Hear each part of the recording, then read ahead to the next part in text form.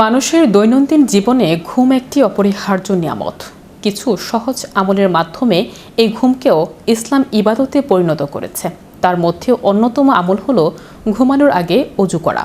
পরিচ্ছন্নতা ও শারীরিক প্রশান্তির পাশাপাশি এর সঙ্গে জড়িয়ে আছে অনেক ফজিলত ও আধ্যাত্মিক উপকারিতা।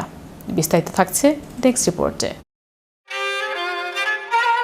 ইসলামের দৃষ্টিতে ঘুমের আগে অজু করা অত্যন্ত ফজিলতপূর্ণ একটি সুন্নত আমল।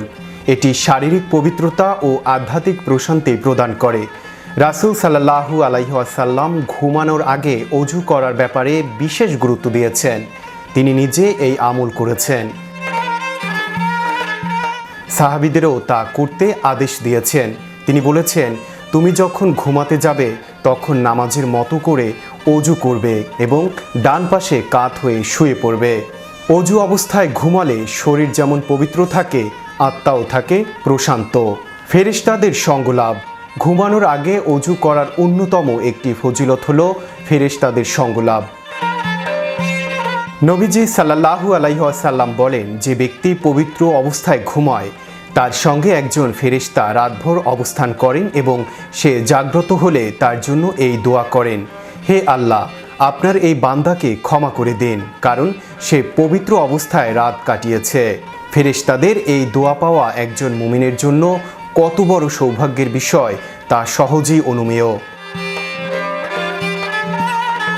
দুঃস্বপ্ন থেকে মুক্তি লাভ।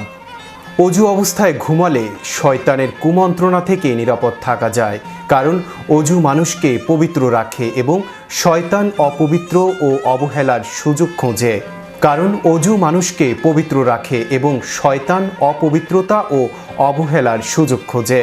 ফলে অজু করে ঘুমালে মানুষ মানসিক প্রশান্তি অনুভব করে এবং দুঃস্বপ্ন থেকেও অনেকাংশে রক্ষা পায়। মৃত্যুর পূর্ব প্রস্তুতি।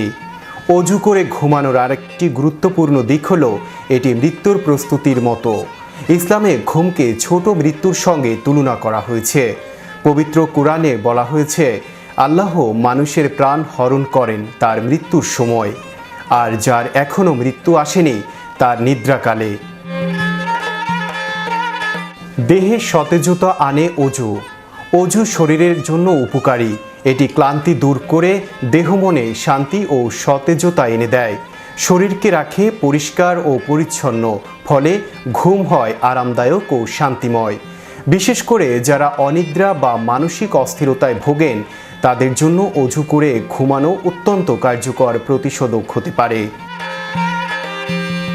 বিশেষ করে যারা অনিদ্রা বা মানসিক অস্থিরতায় ভোগেন তাদের জন্য অজু করে ঘুমানো অত্যন্ত কার্যকর প্রতিষেধক হতে পারে। ঘুমানোর আগে অজু করা বরকতময় সুন্নাহ, তাই আমাদের উচিত এই আমলকে অভ্যাসে পরিণত করা, যেন আমাদের প্রতিটি রাত ইবাদতের আলোয় উদ্ভাসিত হয়। Riyad Sikdar, channel Europe news desk.